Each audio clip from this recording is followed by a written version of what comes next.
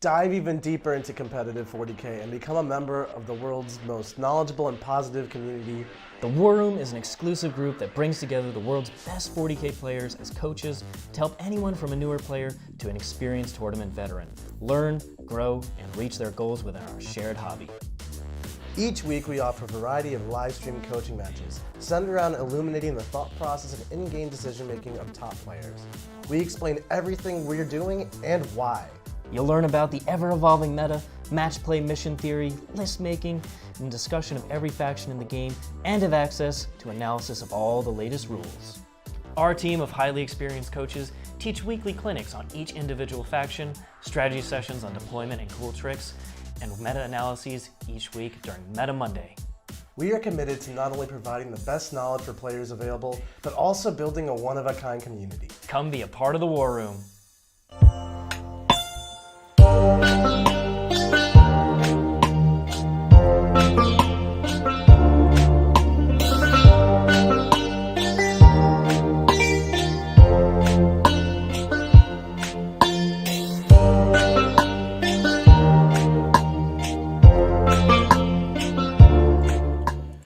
Hello everyone and welcome to Art of War 40k today. Not yesterday, not tomorrow, but today. I am Scary, this is Mr. Matt Morosoli, who has joined us all the way from tomorrow. That's right, 40k tomorrow. Oh, I guess what I said was a lie. It is Well, it's today not 40k yesterday. It is 40k tomorrow. and yesterday, technically. Well, It's kind of. today, yesterday, and tomorrow all in one go. Excellent. I like it. I don't know how we manage that, but that's perfect. Because from you to me, it's yesterday. From me to you, it's Yes. tomorrow. And then for both of us, it's today. Yep. There cool. you go. That's that's way too much for first thing in the morning. But you Yes. know what? It's cool. Too early? I'm on board with it. I like it. Now let us know if the sound is good, everybody. Thanks for tuning in to another awesome Art of War chat. We've had a couple of hiccups today, but the entire crew just got back from the Austin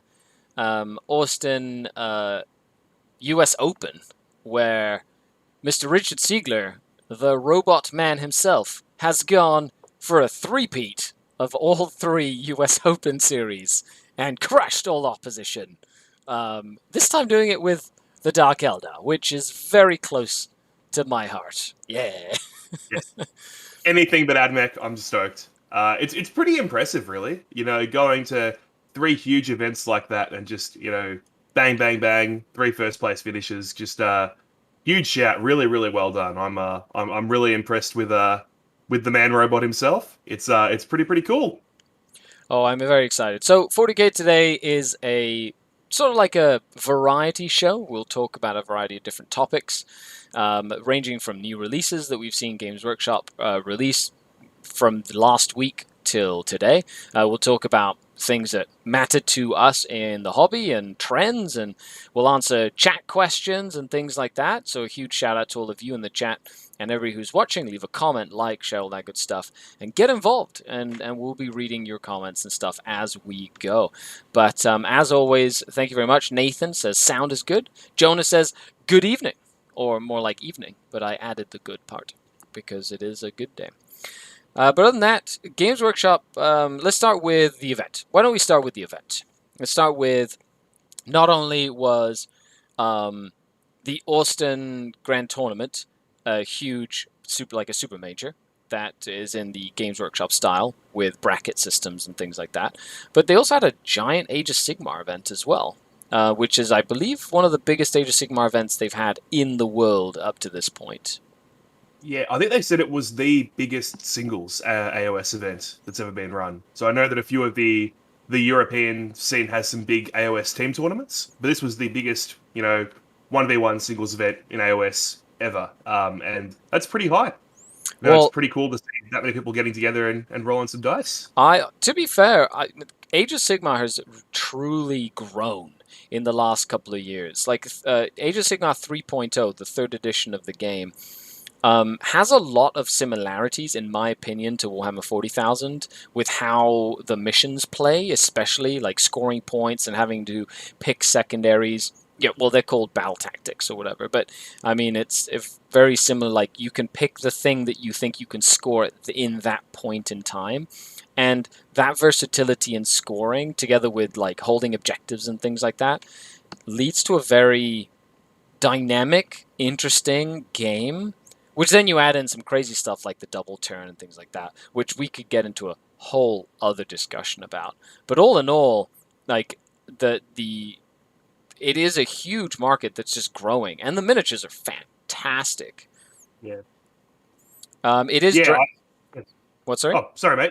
I was going to say, I think it's really interesting that a lot of 40k players are very much diehard, only play 40k, Mhm. and I'm very similar. To be fair, I haven't played very much AOS. I've probably played 2 or 3 games in my life, but there are so many similarities when you actually break down the way the game plays. Obviously, there are some pretty key differences there as well, but Yeah. this current iteration of 40k compared to say 5th and 6th ed when the game was a lot more linear, the two feel a lot more aligned, and I Mhm. guess there are a lot more similarities, and it's probably because they've taken the best things out of both systems and blended them and Into one. built 2 full games. Yeah, Well, talking exactly. about like releases for this week, I know this has nothing to do with 40k. However, I do feel like these miniatures are going to find their way into Warhammer 40,000 somehow, but it is Dragon Week over at the Warhammer community page, and they're releasing the Draconith Princes, or the Draconith Princes, which are essentially the 2 big dragons, the one that has like the big scar down his face, and the other one.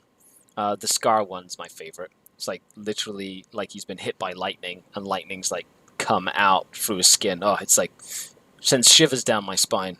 And then of course the 2 the other like unit of like Sigmarite dragon riders, which look really cool. Like, if I was looking at that going, if only Beastmasters could steal like beasts from other like codexes and lines, and like have your, instead of like looted vehicles, have like looted beasts. That would be awesome. Yeah, that's really cool. It'd actually be really cool if you could do like a build your own beast, if they sort of had a table of traits and things you could pay points for, and you could sort of Mhm. make your own beast. That'd be a really cool thing, that you'd be able to do. It feels kind of like really, really old Tower, where you'd buy your battle suit and then you'd spend 70 points on an upgrade for one battle suit because there are 100 different options. Yeah, But yeah, or they're really, really cool models. I could see like Tau strapping like rocket launchers to like the underside of dragons and having some really cool, I don't know, Tau flyers that have them or whatnot. We also had not only the Austin, Texas, but we had, I believe, all the Black Templar stuff got released this past Saturday, right? Which was like the upgrade sprue and Hellbrecht and a whole variety of different things. Which, in my opinion, that's what I've been working on. Literally been working on Black Templars this entire time. Look at that. We got some. I'm just basing Hey. them. Oh yeah, they're so cool. People were not giving Mr. Siegler any chance in the last round. Never doubt the robot, I guess.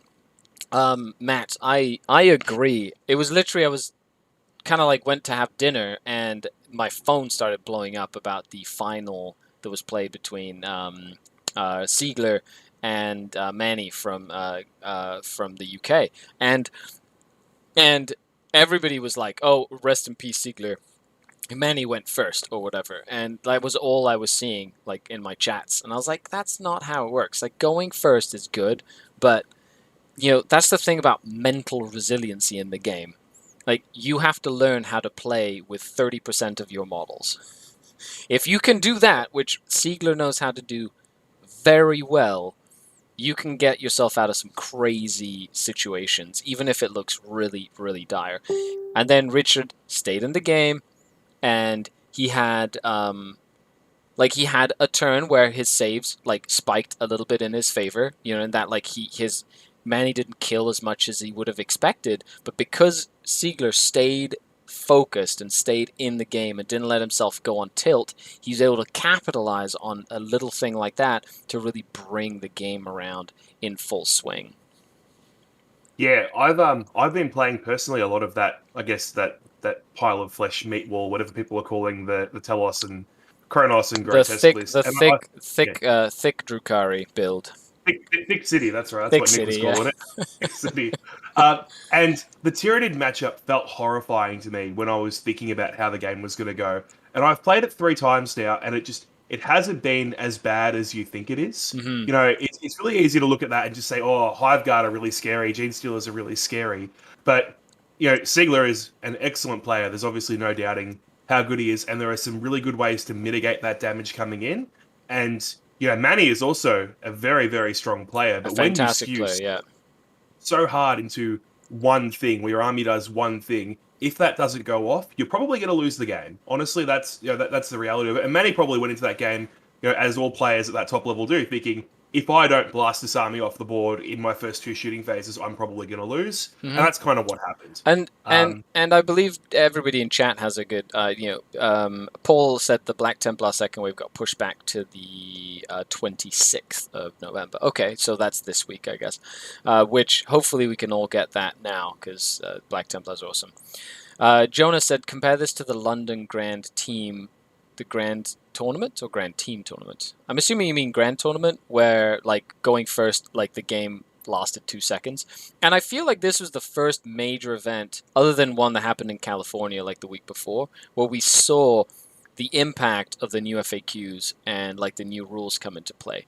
Where AdMech, where, you would have expected them to be all over the top of the tables, were surprisingly absent. Like, they were armies there, but they didn't really have as much of an impact as I would have thought to see. Then again, Siegler wasn't running AdMech, which, that's literally one of the main AdMech players you'd see at the top. Corey says it was like a US Revolution Part 2.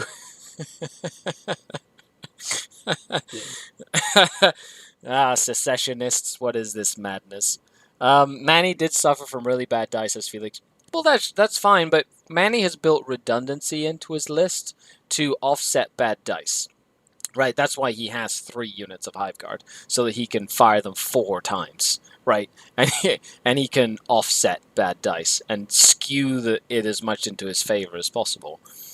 And Guatkin Gaming says, Manny overcommitted heavily turn 1. Props to Siegler for capitalizing. You know what? 100%. I agree with that statement. Manny kind of threw a lot at the Drukhari on that first turn. He hit them really hard, but he essentially gave Siegler stepping stones to kind of like jump closer to him even faster, instead of literally moving back and going, I'm going to get 2 to 3 turns of shooting you with no opposition and then going in for the kill, which I feel would have been a better use of like the table space at that point. Yeah, for sure. Look, again, like I said before, I think if you build your list to kind of do one thing, you've just got to make sure that it goes off, because if it doesn't, this is the problem that you have. And while Siegler's list is also it's somewhat skewed, right? It's playing a bunch of big monsters. It's also got, I suppose, a lot more tricks and a lot more versatility, and it has the ability to play the game different ways. Mm-hmm. So as soon as your opponent does overcommit or does make a mistake like that, or their big play doesn't go off, you just automatically have the upper hand, and all you have to do is play to not make mistakes, and you're probably going to win. And look, I don't like playing skew lists the way that Manny does. I know that Manny loves it. I know it's one of the things that he does that he's really, really good at. Yep. And it's great when you win, but I think that a player of his level knows what happens when that doesn't eventuate the way that you sort of want it to. Yeah. Oh, 100%. Getting to the final. Yeah. Getting all the way to the final with a list like that is actually impressive. As powerful as the Hive Guard are, I would have felt like somewhere along the way something would have gone wrong. But it's pretty a testament to Manny's player skill that he got all the way there. Yeah, not only that, but it does show how impactful the terrain packet is when it comes to list building and development. We saw a Hive Guard list. Normally, most Tyranid players that I know, high level Tyranid players like Alex or Alex McDougall or Dustin Henshaw, for example, they know that if you can't hide your Hive Guard, you might as well not have them in the list. And a lot of events, you might not be able to hide more than 2 units of Hive Guard. Or if you have 1 unit of Hive Guard, you can hide it effectively, but then have to sort of sacrifice the second unit into a less than ideal position. In this type of terrain, like Manny was pretty much able to hide his Hive Guard all the time, every game, right? And I think that had a big impact on how effective the list was over 8 rounds. Like, and this is like how consistent it is. You can't just go on a whim and expect to win an 8-round tournament. It has to be consistent to go that far, right? You can't really make a list around a gimmick and go that far without the gimmick failing at some point. But he got it. He came in second.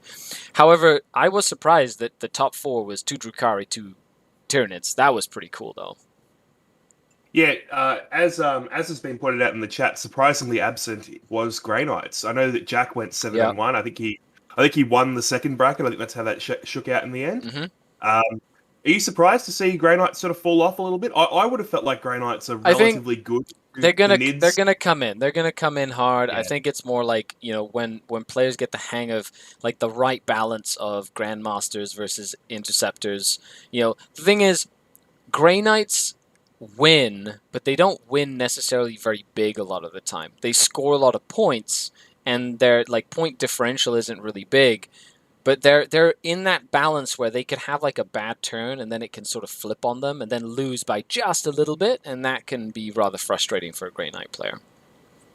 Yeah, I'm just interested if it's the meta or if it's just the players who played Grey Knights this event, because the Hive Guard feel really, really powerful into the 4 or 5 Dread Knight list. Like the 4 or 5 Dread Knights, with the exception of the Grandmaster who jumps away when he gets shot at, they kind of just get... Yeah, one time. Yeah, exactly right. Like the rest of them kind of just get fed to the Hive Guard, and they kind of just die. And especially those armies that are running a lot of the Grandmasters, they're not running as many troops as the lists that are running fewer and more models. So it's the Hive Guard feel like they're having a big impact on the Grey Knight list, whereas the Grey Knights don't feel like they have such a huge impact on the Thick City Dark Eldar list. And obviously, Siegler's shown us that list can go toe to toe with the best Tyranid lists as well. Oh yeah. So it kind of feels like the Hive Guard are taking care of Drukhari's biggest problem in the Grey Knights, because as much as that Thick City list is super, super strong and super durable, it still doesn't like getting smited by an entire Grey Knight army. The smites will rip through the Talos and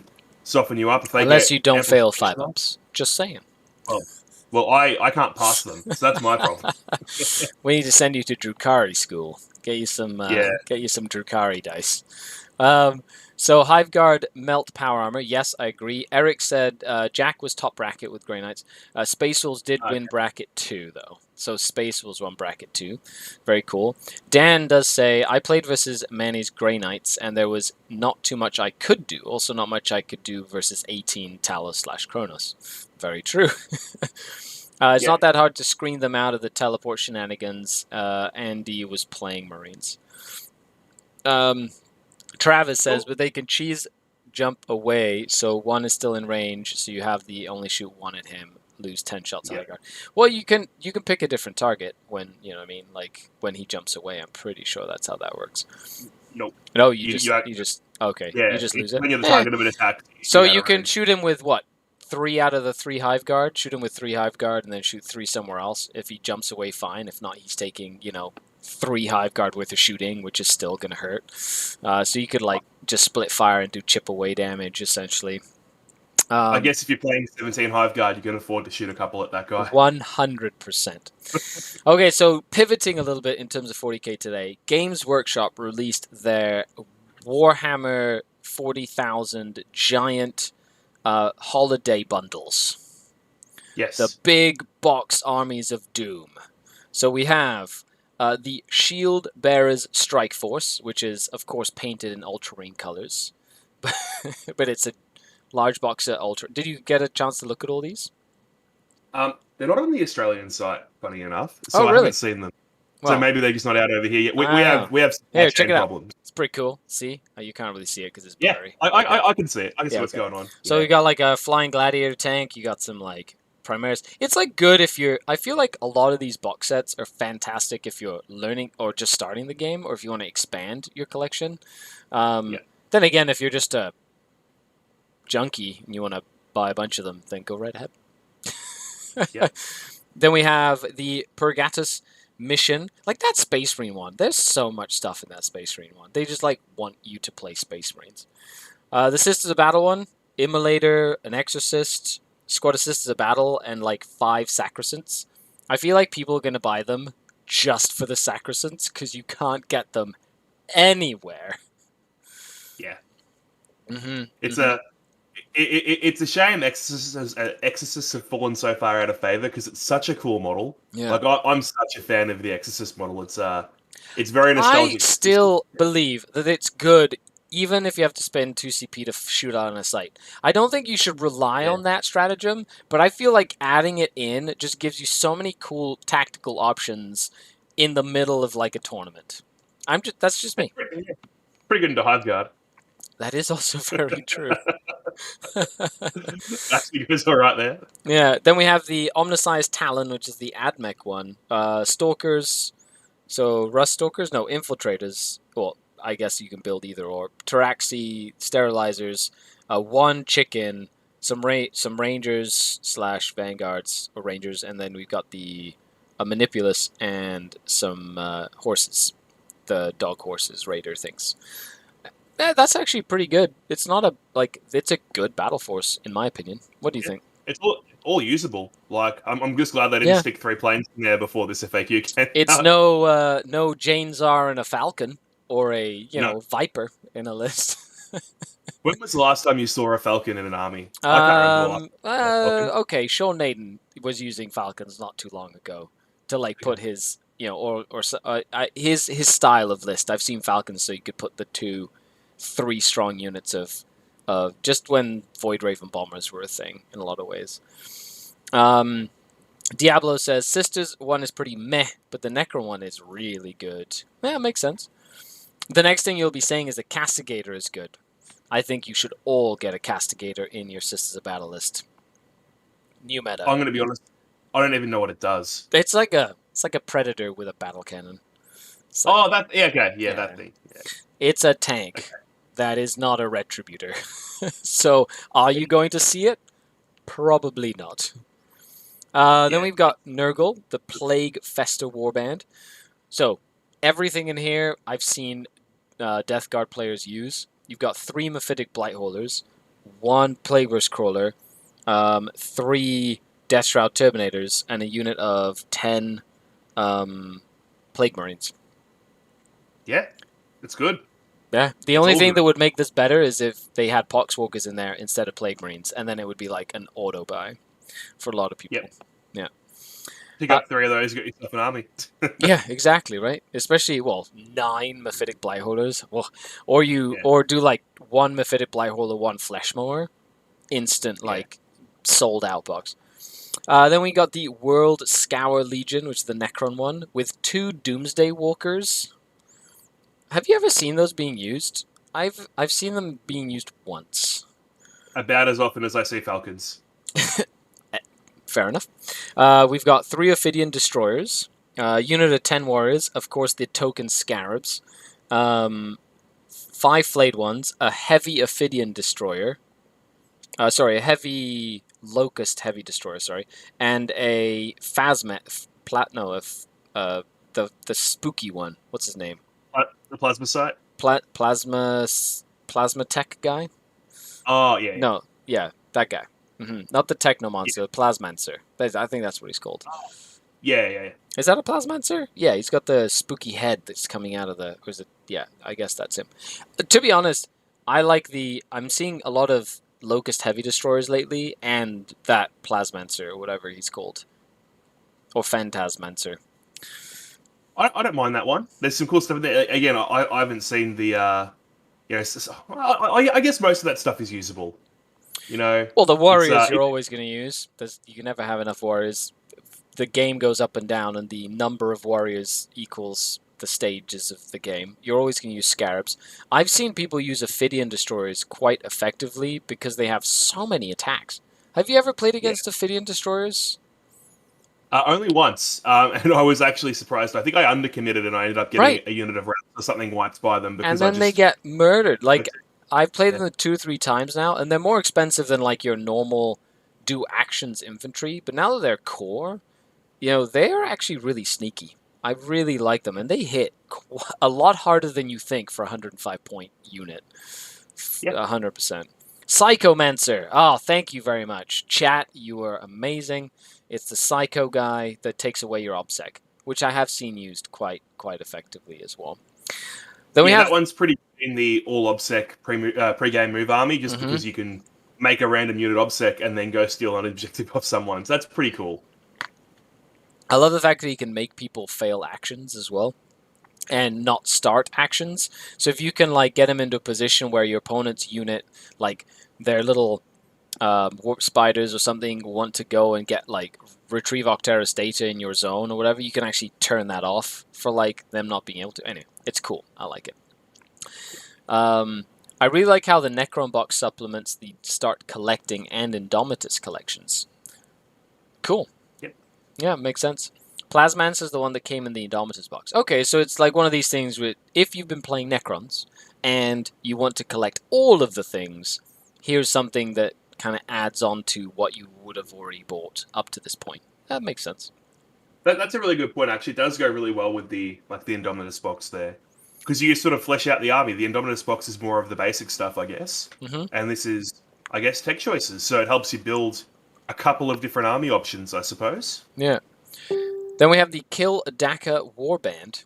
And the Kill Daka Warband is Orcs. It has a Daka Jet, which is good. A Death Killer War Trike, which you're going to see used. A mech with a shock attack gun. When have you seen one of those recently? Last edition. With the Relic shock attack gun. 10 Gretchen with a Runt Herd. And then I want to say 20 Orc Boys in 2 squads of 10. And a unit of Knobs.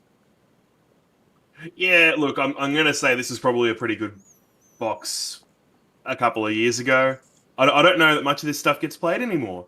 Hopefully it will. The thing is, I really don't like where Orcs are right now. The types of armies we're seeing very much copy-paste, and there are only a couple of units. I still think the book has quite a lot of depth, and people just aren't exploring it as much as they should be. Yeah. Because most of those units are good. Like the Orc Boys that kind of get wounded on 4s are pretty good. There's a whole bunch of stuff in that army that's that's pretty good, but those units aren't getting played. I feel like if they would have done like this box, but maybe done more of the squig guys again, kind of like they did that squig box upon release, I feel like that would have just been like an instant and then they would have flooded the universe with squigs everywhere. Yep. Corey says the Necron box is terrible. Yeah. You're going to use half of that stuff. Look, I think right now, if you're playing Necrons, you're probably not playing to be the most competitive player in the world anyway. The book is suffering a little bit. And if you want to paint the army and you want to collect the army, then it's a good way to do that. If you're buying the army to be as ultra competitive as you can be, then you're probably going to buy the individual units anyway, because none of these are going to give you, you're not going to buy any 2 of these boxes and get a super optimized 2,000 point army. It's just not going to happen. I agree with you. I think if you want to be a Necron player long term, it's one of these things where you buy it and then you have options that then when the next codex comes out, there's a likelihood that the units that were terrible might receive some sort of a tweak or an update that then makes them playable, and all of a sudden you already own them, so you can kind of get in ahead of the curve, like ahead of the hobby lag, essentially. So unit and obs more like upgrade sprue and basic material. Hey, if you're playing Orcs, isn't every box that? Just every box released anywhere, you just literally take it and make it whatever you want. See, the best thing about the Orc box is you can just convert the Death Killer War Trike into literally anything you want, because it's Orcs. So, I need another rocket truck. Oh, we'll just add some stuff to it. Need another...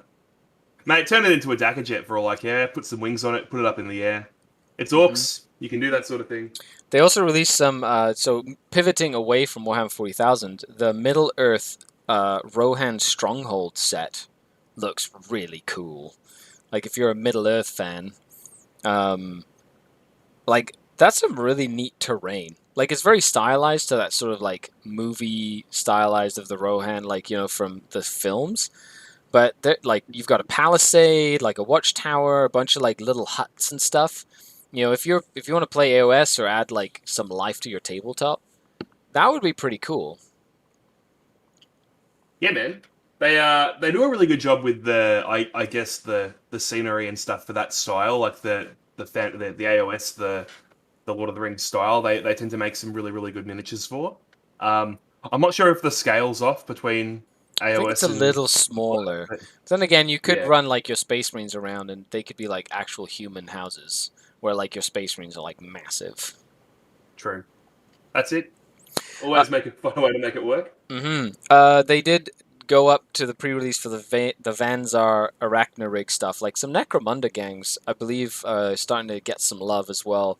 But that Arachnarig with like look at it, it looks so cool. It's like crazy. Yeah, the Um, weird looking thing. I don't even know. It's kind of like a dreadnoughty thing, but it's also kind of like a. I don't know how to describe it. It's just a bit bizarre. It's cool though. I I really feel like like you it. could convert these into like Talos really nicely or Kronos. Yeah. You know, like do like a high tech, you know, a high tech techno race instead of like Drukari and like build it that way. That would be kind of cool.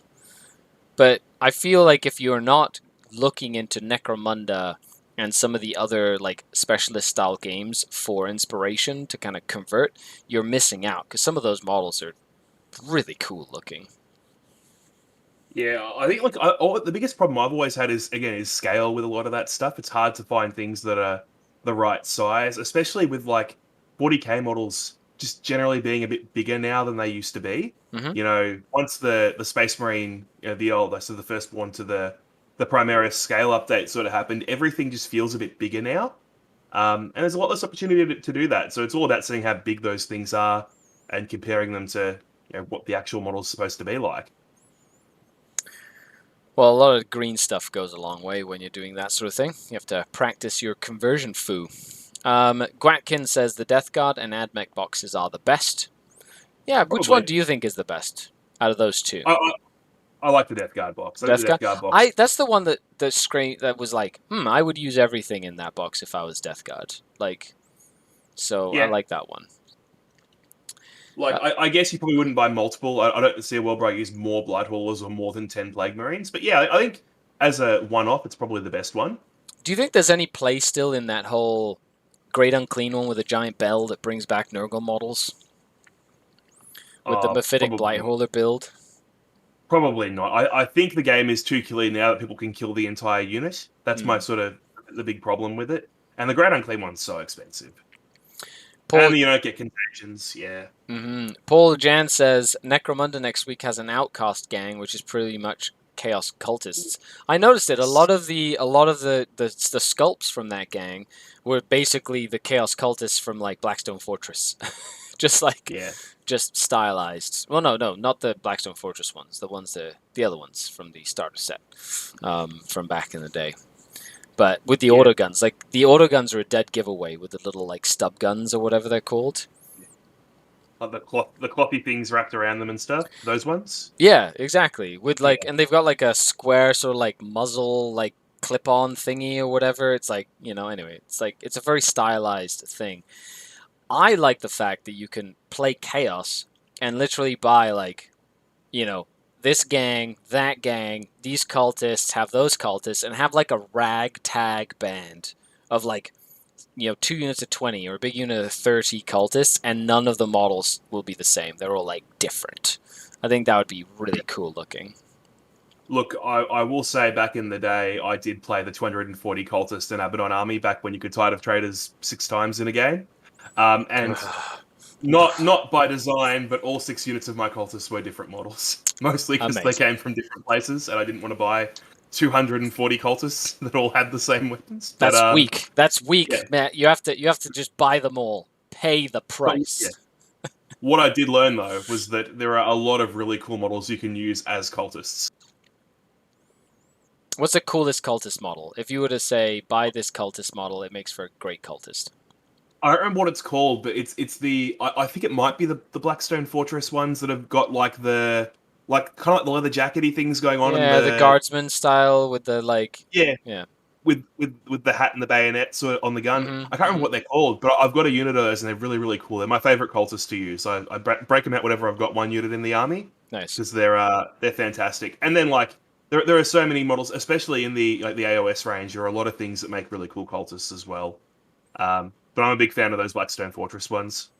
I played with Dave from Mini Wargaming. We have this like massive game on a tangent. This is a tangent, by the way. We have this massive game, 8,888 points of corn versus 8,888 points of Black Templars. And I literally went through buckets of cultists that they have at the Mini Wargaming studio and literally separated all the close combat ones to all the autogun ones. It was a nightmare. But we were playing corn, so we needed to have close combat cultists. Anyway, tangent over. The Escher beast is begging to be a Dark Eldar, like Chimera or something. I agree, Corey. Like that beast with like it looks so cool. Plus it has a little bow. We went over that a couple of weeks ago. It works with the Great Unclean One if you bring Morty and Be'lakor and shove those up in your opponent's face. Can't kill Nurglings when those two are coming at you. Fair enough. Yep. Dan Housden sheds a tear at your cruel words. Yeah, that makes sense. You know, there's been a lot of stuff happening, and it's one of the things I like about the game right now, is it's constantly adapting, changing. There's always stuff to talk about. Like, we have events happening now pretty much every week, big events, small events. But, you know, for the last topic that I wanted to touch on today, Matt, with the impact of the balance update and what you saw this weekend, what is your prediction for the next 3 months moving forward in terms of armies that we're going to see coming up to the forefront, dark horses that people you're not feeling or considering high enough, and things that people think are really good, but with practice they might notice that they're not as good as they thought? Yeah, so I don't think we're going to get another balance update before the LVO. I'm not sure if we're still due to get chapter approved or not. I know that was supposed to be twice a year, but I'm not sure if that's now changed with these balance updates they're going to do once a quarter. So we sort of have to wait and see there. But I think if the game stays the way it is right now, I think the Tyranids are going to go away. I think that the Hive Guard hype is going to die down a little bit. I just think that while there's so many, durable armies in the meta, I say so many. It's the Dark Eldar. It's the -1 damage sea of bodies. I think that's probably that hype's gonna die down. I think Grey Knights are gonna adapt. I think Grey Knights are still gonna be, if not the best army in the game, on par with Drukhari as two of the best armies in the game. And I think Orcs have still got some really good play. There are some really cool Orc builds that I haven't seen getting put on the table and played too much yet. The Death Copters especially, there are so many cool movement tricks with the Death Copters going back into reserve, shooting. That's with the Speed Freak stuff, right? Yeah, so one unit can go fire and fade, one unit can go back into reserve. So you can shoot with 2 units and then hide them both. And then they shoot a lot of rockets, man. Like they're shoot pretty cool. a lot of rockets. And that's kind of good into everything right now. It's good into Drukhari. It's good into Grey Knights. It's, I guess, if the Tyranids stay a thing, it's good into Tyranids because you can move out, shoot, then go away and not get return fired on. So I think that we're going to see some cool stuff out of Orcs. I think we're going to see some more Orc players doing really well. Yep. I think Drukhari and Grey Knights are going to be duking it out for best faction in the game for a little while. I don't think the Nids are going to have the longevity. They feel really, really strong, but I think in practice they're going to lose to Drukhari. Maybe they don't lose to Grey Knights, but they're going to lose to Drukhari long term, and that's probably going to make them, Tyranid players put the models away and play something else instead. I agree with your assessment. I feel like one of the dark horses is definitely going to be Knights. I think Chaos Knights and Knights with Armigers and a combination of Knights. Like, I feel they've always been on the back burner in competitive play, and you've seen like the odd Knight list get really close to the top. Like, I believe there was it a Knight list that went, were there two, an Imperium Knight and a Chaos Knight that made top 16 at the Austin event? I think one. Was it? I'm pretty sure they knocked each other out because they ended up having to face each other. I think that's how the matchup went. Anyway, like Knights, I think are going to have a huge impact on the game. El Kukui says Nids are going to adapt. That's what they do. I feel most armies right now have to adapt, and Corey is afraid that they will hit Volkite Contempted Dreadnoughts. But they seem to be the only thing keeping some armies relevant right now. I'll tell you right now that Volkite Contempted Dreadnoughts are going to be pushed aside, mainly because of the -1 damage stuff that we're seeing. in like the Drukhari. Like I've played that matchup multiple times, and -1 damage Talos and Kronos and Grotesques just laugh at your Volkite Contemptor Dreadnoughts, and then they Yeah. murder them. So I feel it's going to be more of a gameplay mechanic where Space Marines are probably going to have to, adapt like the Dreadnought style strategy and look at like adapting themselves into something different as well. One Chaos, one Imperial, top 16 as I recall, and they played each other. Yes, I knew I wasn't like that's top 16 out of this massive tournament. That's Knights. Like that's pretty cool. Like one of each. That's really neat. Too bad they knocked each other out. But yeah. Gwatkin says underrated Death Guard. Their natural predators AdMech got nerfed, and they reduced the damage from Grey Knights, Nids, and Orcs. Like, Death Guard have never gone away. They're just not at the... They're just in that, like, we're okay. Like, they're not terrible. They're not, like, anything to write home about. And if you're not prepared to play against, the 9, Death Shroud Terminators and a bunch of shooting stuff, like, you can get overwhelmed. Yeah, Brad and I have been saying that on the Chaos Clinics every week for the last month, 6 weeks, that Death Guard are really, really good. The problem was before they weren't mobile enough to deal with the old Drukhari with 6 raiders flying around, and now the problem is they're not mobile enough to deal with Tyranids and the double moving, because the Tyranid army doesn't even have to come and fight you; it just runs around the side of the board and takes the objectives, and you sort of get spread a bit too thin. Yeah. But like Death Guard fight for the middle of the board incredibly well. The shooting is incredibly consistent. Like they're really, really good. They win the indirect war against the Hive Guard, but the problem is, into the Tyranid matchup, they're just too slow. Into the Drukhari matchup now, I feel like the Drukhari just win the war of attrition very, very slowly.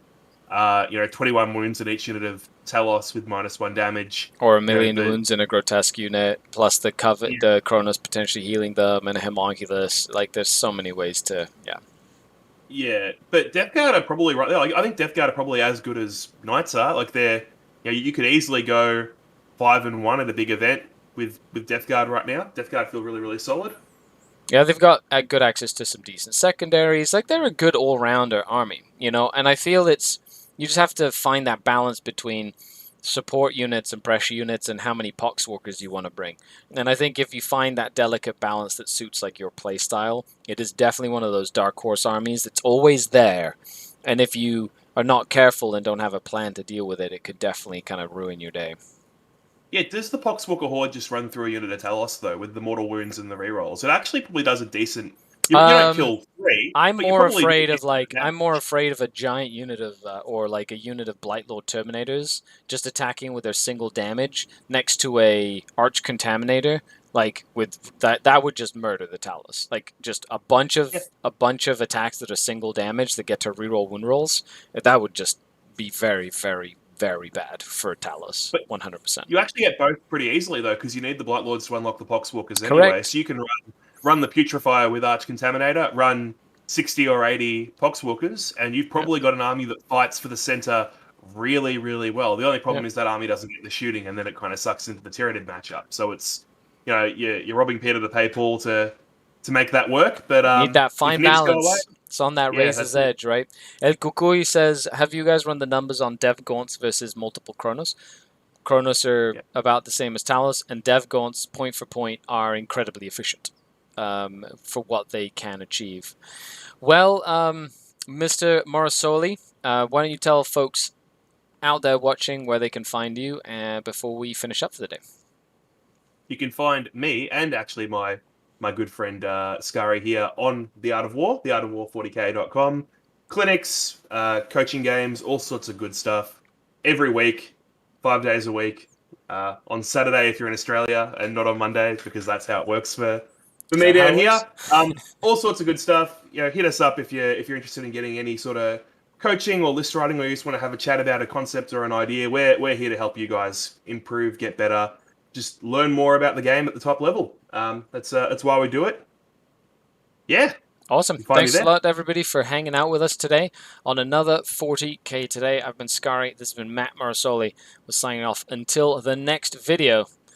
Cheers, everybody. Don't forget to follow The Art of War. Bye. See you guys. Hello everyone, we are Art of War. And we believe in creating a community where people can talk about, learn, and improve their skills at Warhammer 40K. Our channel has live streamed competitive matches of 40K, played by the best players in the world. And we focus on teaching you how to get better at Warhammer, while also emphasizing sportsmanship and engagement with our audience. We strive to play every faction in the game to a top level, while also using a variety of lists to show off different playstyles for every faction. We also offer a variety of other videos such as codex reviews, faction rankings, and tactics videos. When you join our channel, you become part of our community, where we emphasize learning and positive conversation about competitive 40K. You get early access to our videos, sub badges, emotes, as well as rewatch those hangout and hobby sessions. Joining our community is a great way for you to show your support for us, so we can keep making awesome videos for you and continuously expand the bounds of competitive 40K.